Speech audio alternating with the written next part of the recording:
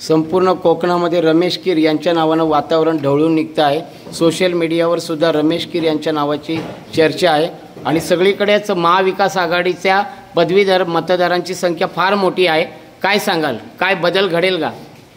कोकण पदवीधर हा जो मतदारसंघ आहे, या कोकण पदवीधर मतदारसंघात गेल्या 10-15 वर्षापासून इथल्या तरुणांसाठी, इथल्या युवकांसाठी जे कार्य व्हायला हवं होतं तशा प्रकारचं कार्य मागे झालेलं नाही। इथल्या तरुणांच्या ज्या समस्या आहेत, या तरुणांच्या समस्या कायम राहिलेल्या आहेत। बेकारीच्या समस्या, त्याच्याबरोबर त्यांचा उद्योग व्यवसाय असेल, शिक्षणाबाबतीतले अनेक प्रश्न असतील, या बाबतीत कुठल्या प्रकारची वाचा फोडलेली नाही। जिल्हा वाईज MPSC सारखं UPSC सारखं केंद्र सुरू झालेलं नाही।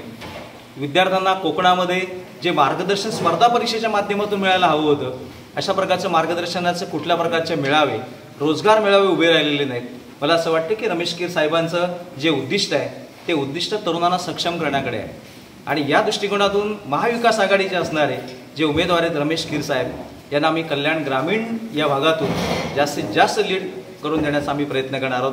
बेकारीच्या समस्या, तरुणांच्या रोजगाराच्या समस्या, त्याच्यावर असणाऱ्या त्यांच्या स्पर्धा परीक्षेच्या बाबतीमध्ये असणारं मार्गदर्शन, पेन्शनचा असणारा जो का प्रश्न आहे, शिक्षकांचे इथे असणारे प्रश्न आहेत, असे अनेक प्रश्न जे काय आहेत या प्रश्नाला वाचा फोडण्यासाठी मला असं वाटतं की रमेश कीर साहेब हे अत्यंत योग्य असे प्रकारचे उमेदवार आहेत आणि त्यांना निश्चित स्वरूपामध्ये यश मिळेल हे मी आपल्याला या माध्यमातून सांगतो। जुनी पेन्शन योजना हा विषय ऐरणीवर आहे आणि तो धरून पदवीधर मतदार म्हणतात का आम्ही रमेश कीर यांना यावेळेला पाठिंबा देणार?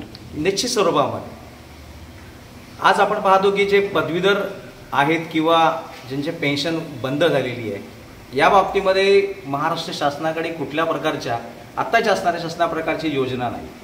ही योजना राबवायची जर असेल आपल्याला पेन्शनची, तर मला असं वाटतं की रमेश कीर साहेबांच्या माध्यमातून हा प्रश्न आपल्याला विधानसभेमध्ये मांडता येईल आणि रमेश कीर साहेब यांना नक्कीच ही असणारी पेन्शनची योजना ही लागू करतील हे मी तुम्हाला खात्रीला एक सांगतो। कारण रमेश कीर साहेबांचं जे काही विजन आहे ते इथल्या असणाऱ्या बेकारी बरोबर अनेक जे काही प्रश्न आहेत तरुणांचे ते सोडवण्यासाठी अत्यंत महत्त्वाचं आहे। 26 जूनला मतदान आहे, 1 जुलैला निकाल आहे, काय असेल वातावरण?